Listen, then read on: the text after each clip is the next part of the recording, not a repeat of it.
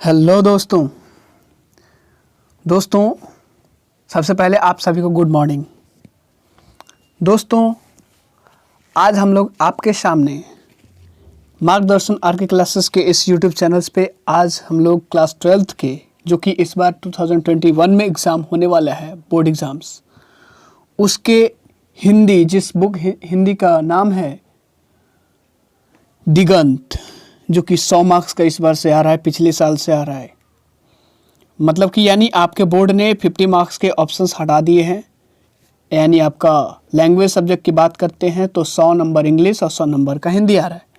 इसमें से ऑब्जेक्टिव्स भी आते हैं और उस ऑब्जेक्टिव्स की सीरीज़ को हम लोग आज कायम करने जा रहे हैं और चैप्टर वाइज ऑब्जेक्टिव आपके सामने लेकर आ रहे हैं। जिस चैप्टर की आज हम लोग बात करेंगे वो चैप्टर का नाम है गद्य सेक्शन का पहला चैप्टर, जिसका नाम है आपको स्क्रीन के ऊपर सबसे ही पहले ऊपर वाले हिस्से पे दिख रहा होगा, बातचीत। राइट, चैप्टर का नाम ही है हमारे पास बातचीत और इस बातचीत के ऑब्जेक्टिव्स आपके सामने लेकर आ रहा हूँ जो 2021 के लिए बहुत ज़्यादा ये इम्पॉर्टेंट है। यानी कि हम यूँ कह सके तो आपका क्रैश कोर्स का जो सीरीज़ है हम लोगों ने जो अनाउंस किया था ARS इंग्लिश क्लासेस चैनल्स पे, उसको हम लोग कायम कर रहे हैं। अब आपके मन में ये आ रहा होगा कि ARS इंग्लिश क्लासेस है क्या, चैनल्स है क्या। तो दोस्तों जैसा कि मैं आपको स्क्रीन पे लिखा हुआ दिख रहा है ARS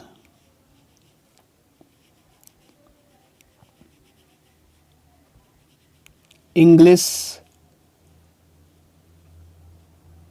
चैम्पियंस नामक हमारा जो चैनल्स है, जहाँ पे हम लोग लगातार ऑब्जेक्टिव्स के वीडियोस को प्रोवाइड कर रहे हैं क्लास 12th के इम्पोर्टेंट।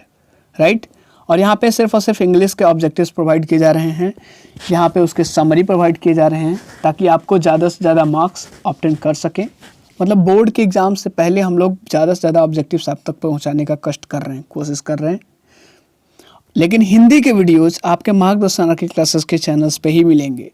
वहाँ पे इंग्लिश चैम्पियंस पे आपका सिर्फ और सिर्फ इंग्लिश के जाएंगे और मार्गदर्शन आर के क्लासेस के चैनल्स पे आपके जाएंगे क्या, हिंदी के वीडियोस। सो हिंदी के वीडियो जैसा कि आपको दिख रहा होगा, पहला क्वेश्चंस यहाँ से स्टार्ट कर रहे हैं हम लोग। बातचीत चैप्टर का नाम है जिसके लेखक का नाम है बाण भट्ट, बालकृष्ण भट्ट।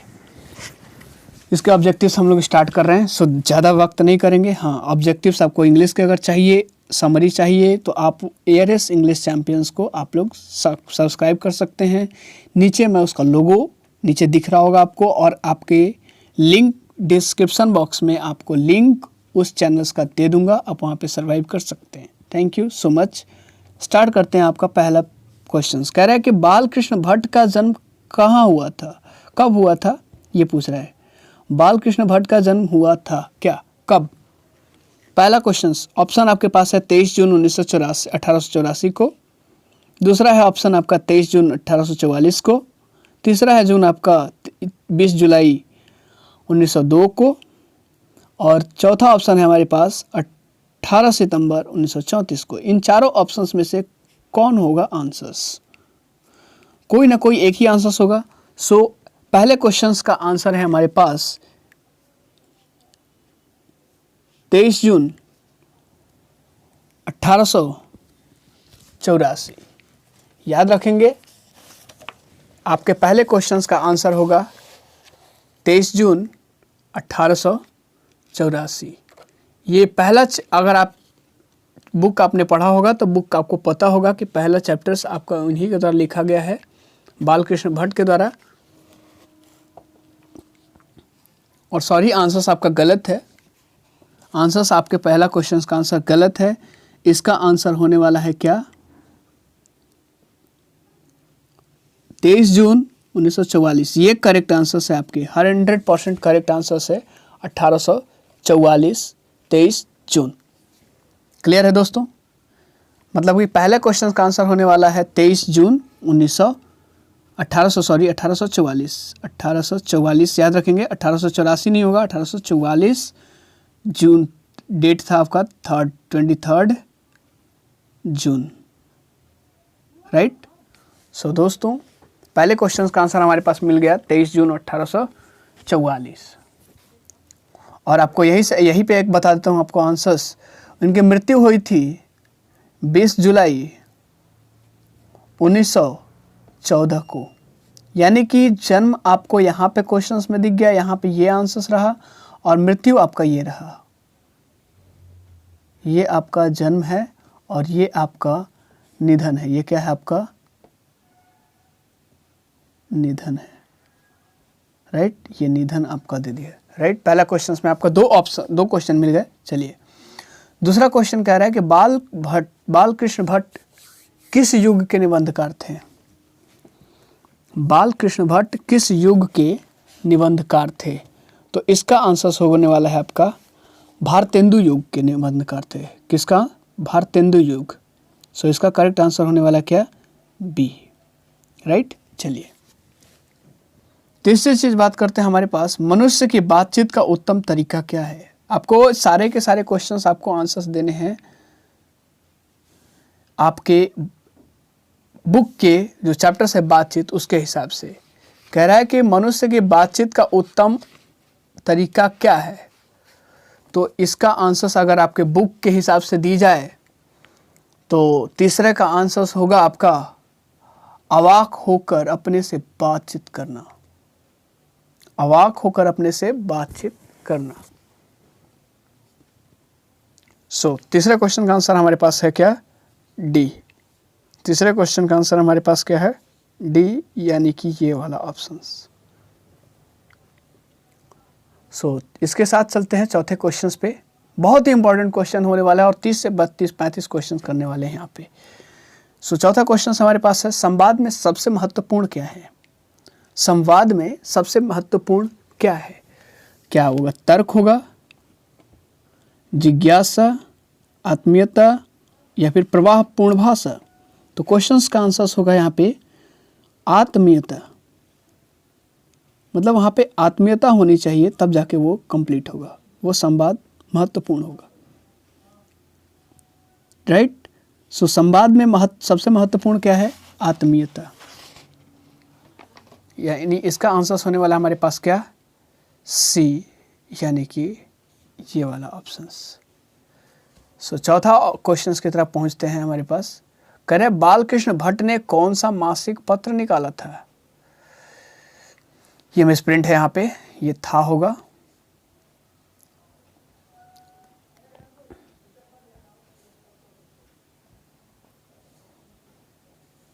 बताइए कौन सा मासिक पत्र निकाला था? तो इसमें एक ही पत्र निकाला था उन्होंने। अगर बात करते हैं तो यहाँ पे हिंदी प्रदीप नामक पत्र, हिंदी प्रदीप नामक पत्र, यानी कि पांचवा का आंसर हो गया आपके पास सी। करेक्ट आंसर पांचवे का। बालकृष्ण भट्ट ने कौन सा मासिक पत्र निकाला था? हिंदी प्रदीप। चलिए पांचवा क्वेश्चन हमारे पास है, आर्ट ऑफ कन्वर्सेशन कहाँ के लोगों में सर्वाधिक प्रचलित है? आर्ट ऑफ कन्वर्सेशन आपको इंग्लिश में अगर बात करते हो, इंग्लिश में आपने पढ़ा होगा। आर्ट ऑफ कन्वर्सेशन कहाँ के लोगों में सर्वाधिक प्रचलित है, यानी कि वहाँ के लोगों में ज़्यादा बोली जाती है, वहाँ पे की ज़्यादा फेमस है। तो इसका आंसर होगा आपका सी का, ये 18/6 का क्वेश्चन आंसर का होगा यूरोप, यानी कि यूरोप के लोग, जिसको बोलते हैं इंग्लिश में इस तरह से लिखते हैं, यूरोप कोई बोलता है, और इसका हिंदी होता है Europe, right. So correct answer इसका क्या है? सी। 6 का correct answer C. 7th question हमारे पास ये रहा, बालकृष्ण किस काल के रचनाकार थे? किस काल के? वहां पे आया था किस युग के, अब यहाँ पे कह रहा है किस काल के रचनाकार थे। तो यहाँ पे आंसर होने वाला है ना आदिकाल होगा, ना भक्ति काल होगा, ना रीति काल होगा। तो यहाँ पे आंसर्स होने वाले क्या है? तो आधुनिक काल होने वाला है, यानी कि आंसर्स यहाँ पे होने वाला है क्या? डी। सो 7th क्वेश्चन का करेक्ट आंसर क्या है? डी। किस काल के, ये याद रखेंगे, किस काल के रचनाकार थे? तो आधुनिक काल। 8वां क्वेश्चन आपके पास है, संजोगिता स्वयंवर किसकी रचना है? ये एक बुक का नाम है, ये किसने लिखा है? एक ए ऑप्शन में आ रहा है श्रीनिवास दास, श्याम सुंदर दास, रामचंद्र शुक्ल, लाला भगवान दिन। तो इसका करेक्ट आंसर होने वाला है क्या? श्रीनिवास दास। ये भी आपका बहुत ज़्यादा इंपॉर्टेंट क्वेश्चन आने वाला है। संयोगिता स्वयंवर किसकी रचना है?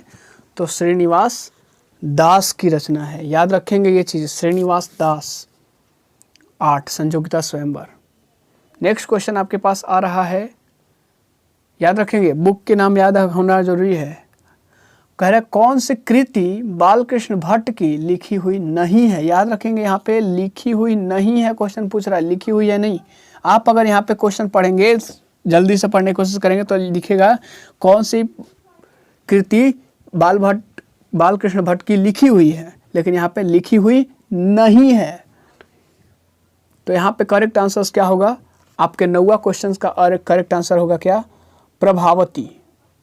करेक्ट आंसर क्या होगा? Prabhavati. Right. So correct answer आपका होगा इसका ऑप्शन आपका 9 के डी। क्या डी ही होगा? हो सकता है। चलिए बहुत बेहतर, डी ही होगा।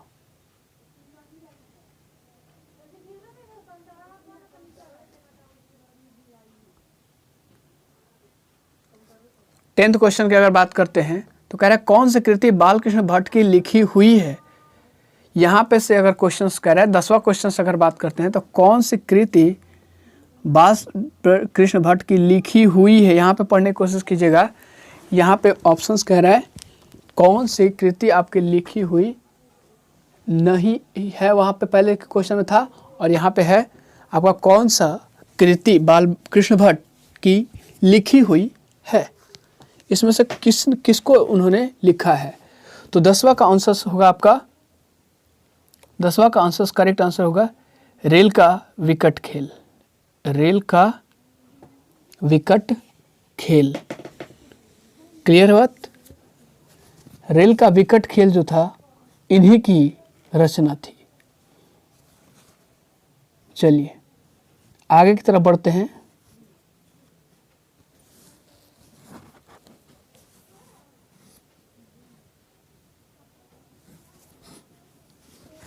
कह रहे 11वें क्वेश्चन, बालकृष्ण भट्ट किस युग के साहित्यकार थे? याद रखेंगे सरकार 3 क्वेश्चन है, एक कौन से युग के थे, कौन से युग के रचनाकार थे, कौन से काल के वो चीज थे, और तीसरा क्वेश्चन आ रहा है बालकृष्ण भट्ट किस युग के साहित्यकार थे। याद रह रहा है कुछ? तो यहाँ पे कहीं ना कहीं क्वेश्चन आपका आया था, भारतेंदु युग वहाँ पे याद आया था। तो यहाँ पे भी आंसर्स क्या होने वाला है? यहाँ पे आंसर्स क्या होने वाला है, जरा सोच के बताइएगा कि इसका आंसर्स करेक्ट क्या होने वाला है। बालकृष्ण भट्ट किस युग के साहित्यकार थे?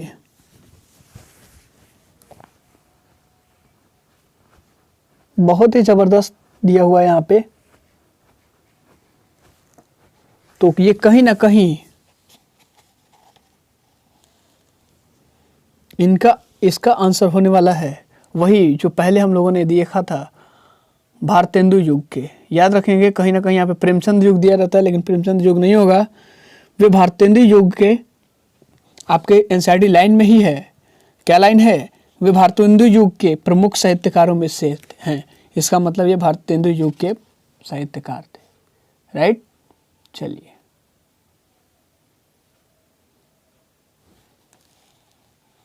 नेक्स्ट क्वेश्चन आपके पास, बातचीत किस विधा की रचना है? बातचीत किस विधा की रचना है? तो यहाँ पे 12 क्वेश्चन का आंसर आ रहा है हमारे पास डी, निबंध है ये चीज। राइट। चलिए बातचीत जो है आपका निबंध विधा पर की रचना है। 13 क्वेश्चन आपके पास कह रहा है कि इस अगर कविता को पढ़ा होगा हमने, ये कहानी को पढ़ा होगा, तो इसमें दिया गया एक रॉबिन्सन क्रूजो नाम का व्यक्ति है। कह रहा है कि रॉबिन्सन क्रूजो ने 16 साल के उपरांत किसके मुख से एक बात सुनी? फ्राइडे, ऑप्शन है आपके पास फ्राइडे, संडे, एडिसन और स्टील के। तो यहाँ पे आंसर क्या होगा? रॉबिन्सन क्रूजो 16 साल बाद। सोचिए जरा किसके, आपके बुक का ही लाइन है, और इसका आंसर होने वाला है कहीं ना कहीं 13th का होने वाला है फ्राइडे के। करेक्ट आंसर आपका फ्राइडे होगा। राइट। चलिए बहुत बेहतर, आगे वाले क्वेश्चंस की तरफ देखते हैं हम लोग। 14th क्वेश्चन हमारे पास ये रहा, बातचीत शीर्षक निबंध के निबंधकार कौन है? बातचीत शीर्षक निबंध के निबंधकार कौन है? ये तो डेफिनेट बात है, चैप्टर्स का नाम ही बातचीत है, तो बालकृष्ण भट्ट उनका नाम ही है उसके लेखक का, तो कहीं ना कहीं यहाँ पे क्वेश्चंस पूछना, यहाँ पे तो चलिए सही है, आप पकड़ ले रहे हैं कि बालकृष्ण भट्ट होगा, लेकिन वहाँ पे एग्जाम्स के पेपर में आपका चैप्टर का नाम नहीं दिया रहेगा, तो आपको पकड़ना पड़ेगा कि इसके निबंधकार कौन है। तो बालकृष्ण भट्ट, यानी कि 14 का ऑप्शन होगा डी। 15 क्वेश्चन हमारे पास आ रहा है कि बातचीत के माध्यम से बालकृष्ण भट्ट क्या बतलाना चाहते हैं? बातचीत के माध्यम से बालकृष्ण भट्ट क्या बतलाना चाहते हैं? तो यहाँ पे कहीं ना कहीं आंसर्स होगा 15वां में, करेक्ट आंसर्स होगा ए, बातचीत की शैली। 4 ऑप्शंस हमारे पास थे, बातचीत की शैली, भाषण की शैली, संवाद की शैली, इनमें से कोई नहीं, तो कहीं ना कहीं आंसर का आंसर होगा क्या? ए, बातचीत की शैली। नाम सही दिख रहा है, राइट। सो 15th क्वेश्चन का आंसर होगा ए। 16th क्वेश्चन की तरफ बात करते हैं, किसके न होने से सृष्टि गूंगी प्रतीत होती है? गूंगी यानी कि वाक शक्ति यहाँ पे होगा, श्रवण शक्ति मतलब कि सुनने की शक्ति, दिव्य शक्ति मतलब जो अलग तरह की शक्ति है, स्मरण शक्ति यादाश्त वाला ही, तो यहाँ पे कहीं वाक शक्ति में बोलने की शक्ति, तो ये इसके बिना इंसान या फिर सृष्टि गूंगी प्रतीत होती है, ऐसा बालकृष्ण भट्ट ने इस चैप्टर में कहा है। हाँ देखिए, ये क्वेश्चंस आ गए फिर से, वही वाला क्वेश्चंस, ये पहले से हम लोगों ने देखा था। कह रहा है संयोगिता स्वयंवर किसकी रचना है? संयोगिता स्वयंवर किसकी रचना है? तो वहाँ पे हम लोगों ने देखा था क्या, 17th का आंसर क्या होने वाला है? तो वही वाला जो आंसर्स वहाँ पे होने वाला, श्रीनिवास दास। तो यहाँ से 2 क्वेश्चंस आने का फ़ायदा ये है कि वो चीज़ें बार बार रिपीट कर रहा है तो याद हो जा रहा है, राइट। लेकिन ज़्यादा से ज़्यादा क्वेश्चंस हम लोग करने वाले हैं, 1-2 क्वेश्चंस हो सकता है कि रिपीट हो, बाकी सारे क्वेश्चंस रिपीट नहीं है। सो इसका आंसर होने वाला है सी, करेक्ट आंसर श्रीनिवास दास। अब यहाँ पे देखिए क्वेश्चंस फिर से आया, लेकिन थोड़ा सा अलग आया। इनमें से कौन सी रचना बालकृष्ण भट्ट की नहीं है? कौन सी रचना बालकृष्ण भट्ट की नहीं है? तो यहाँ पे नूतन ब्रह्मचारी, सी अजान एक सुजान, आपका सद्भाव एक का अभाव, और एक ऑप्शन आपके पास है परीक्षा।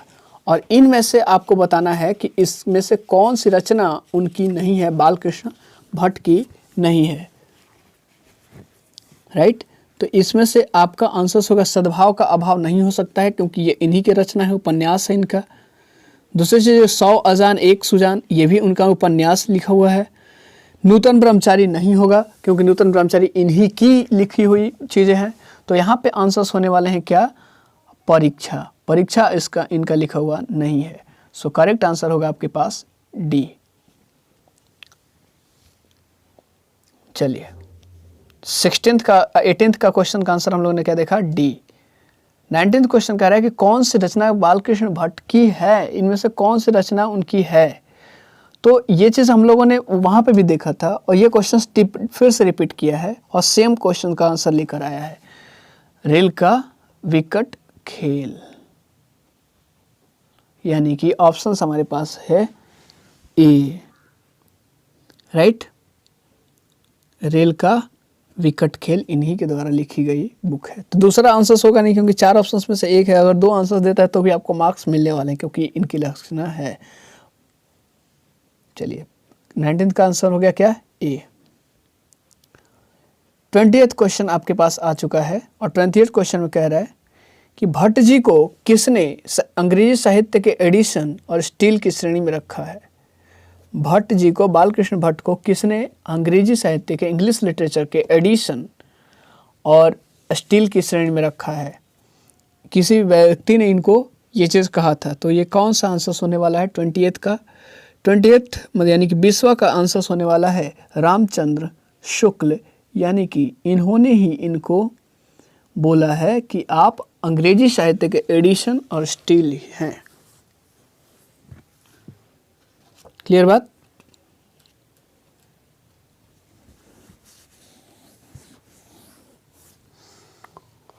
और इनके बारे में एक खास बता दूं, बालकृष्ण भट्ट के बारे में, इन्होंने 1000 से भी इसके आसपास निबंध लिखा था। कितना? 1000 निबंध लिखा था, जिसमें से 100 से अधिक बहुत ज़्यादा महत्वपूर्ण है। 100 से अधिक बहुत ज़्यादा महत्वपूर्ण है। और एक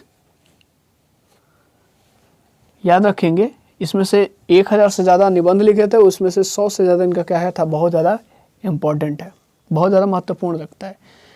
क्वेश्चन कह रहा है आपका 21 की, बालकृष्ण भट्ट की रचना बातचीत क्या है? बालकृष्ण भट्ट की रचना जो बातचीत है ये क्या है, इसके बारे में बताएं आप, आंसर्स क्या होगा। तो हम लोगों ने देखा कि बालकृष्ण भट्ट की जो रचना बातचीत है, बातचीत के बारे में हम लोगों ने बोला था कि निबंध है ये, तो कहीं ना कहीं ये आपका आंसर डी आ जाता है, बिना सोचे समझे। अगर एक ऑप्शन क्लियर है तो पूरी तरीके से हो जाएगा, ललित निबंध। क्लियर।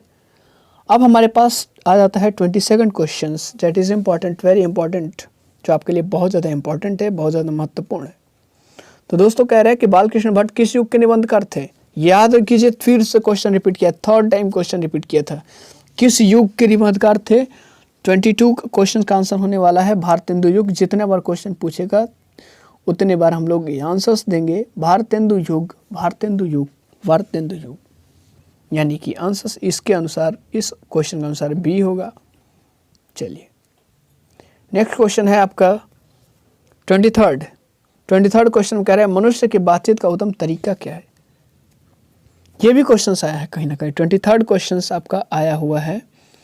और 23rd क्वेश्चन का भी आंसर वही है कि अवाक होकर अपने से बातचीत करना, खुद से बात करना, ये सबसे उत्तम तरीका है। यानी कि ऑप्शंस हमारे पास आ गया डी। 23rd का आंसर हमारे पास क्या है? डी। 24th क्वेश्चन आपके सामने है, कह रहा है कि बालकृष्ण भट्ट का निवास स्थान कौन सा है? इनमें से वो कहाँ, किस स्थान पर रहा करते थे? क्या वो लखनऊ होगा? नहीं। क्या वो इलाहाबाद हो सकता है? हो सकता है। क्या मथुरा होगा? नहीं। वाराणसी? नहीं। सो यहाँ पे 24th का आंसर होने वाला है बी, यानी कि इलाहाबाद, उत्तर प्रदेश, सारे के सारे उत्तर प्रदेश। और बालकृष्ण भट्ट की अगर जन्मस्थल की बात करते हैं तो इलाहाबाद उत्तर प्रदेश में ही हुआ था, राइट। चलिए, और इनके माता और पिता का अगर नाम बताते हैं तो माता का नाम था पार्वती देवी,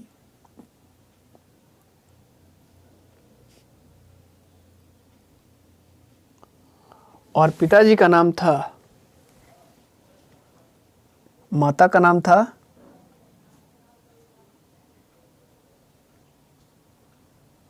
पार्वती देवी और पिताजी का नाम था प्रसाद भट्ट। पिताजी का नाम था क्या? बेनी प्रसाद भट्ट। और इनका जन्म स्थल था इलाहाबाद, उत्तर प्रदेश, और यहीं पे रहा करते थे, राइट।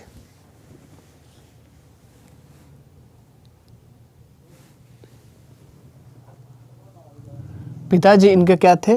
पिताजी अगर बात करते तो पिताजी क्या थे? व्यापारी थे। पिताजी एक व्यापारी थे, इतना याद रखेंगे।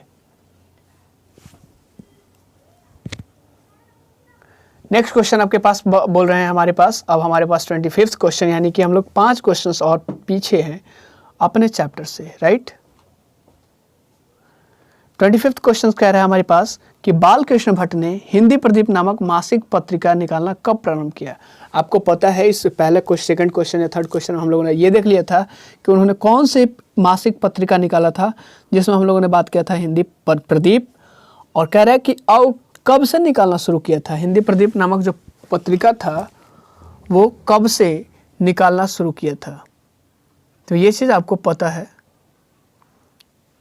तो इसका आंसर्स होने वाला है 25th का आंसर्स होने वाला है आपका क्या? ए, यानी कि 1877 से। 1877 से हिंदी प्रदीप नामक मासिक पत्रिका निकालना प्रारंभ किया था। चलिए, बहुत बेहतर। दूसरी यानी इसका आंसर होने वाला है हमारे पास 25th का क्या? ए। इसके बाद करते हैं 26 क्वेश्चन के बारे में। तो 26 क्वेश्चन में हम लोगों ने बात की है कि नाटक के प्रारंभ में होने वाले मंगल पाठकों को क्या कहते थे। नाटक के प्रारंभ में जब नाटक होता था तो उसमें सबसे पहले मंगल पाठकों को क्या कहते थे। तो इसका आंसर होने वाला है क्या, 26 का आंसर होने वाला है क्या, नादी पाठक, नादी पाठ। क्लियर। चलिए, इसे क्या कहते थे, नादी पाठक। नेक्स्ट क्वेश्चन हमारे पास है 27th, that is Robinson Crusoe को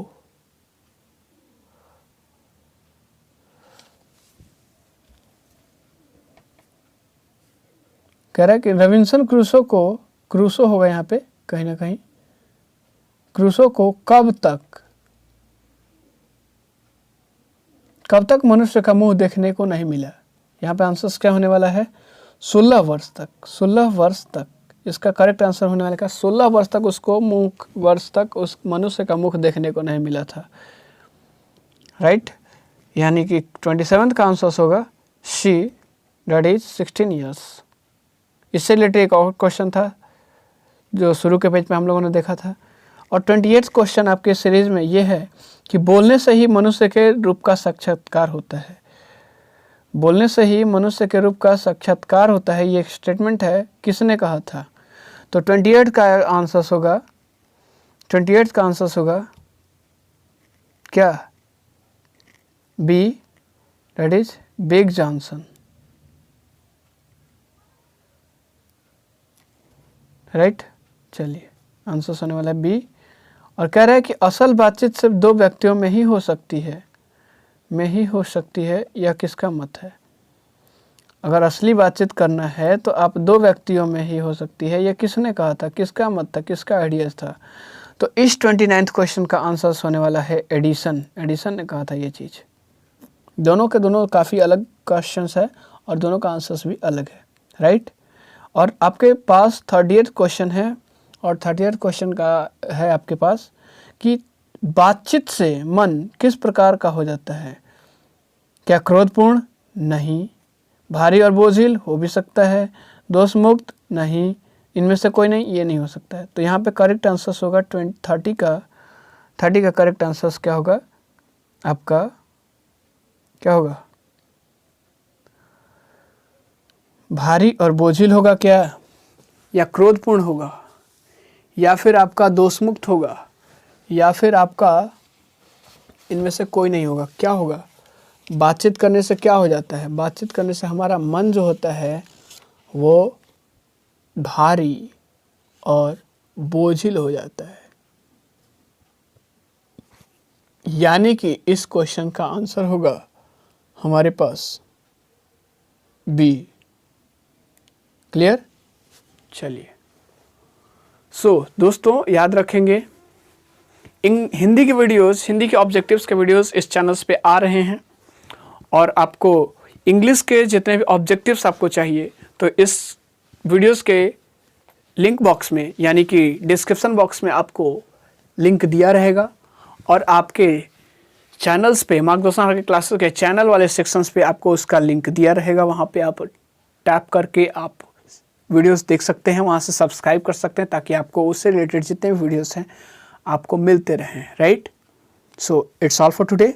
थैंक यू। दीजिए हमें इजाज़त ताकि अगले वीडियोस को भी आपके साथ लेकर आ सकूं। और अगला वीडियोस भी आपका वही फिर से अगले संडे को मिलेगा। हिंदी इसके स्पेशली बात करते तो इंग्लिश के वीडियोस तो जाते रहेंगे। Thank you so much. Have a nice day. Stay healthy, stay live, stay happy forever. Channel का नाम है हमारे पास, फिर से वापस रिपीट कर देता हूँ, ARS इंग्लिश, और आपका है champions, CHAMPIONS। Right, thank you so much. Have a nice day to you all. Thank you. आपका दिन शुभ हो।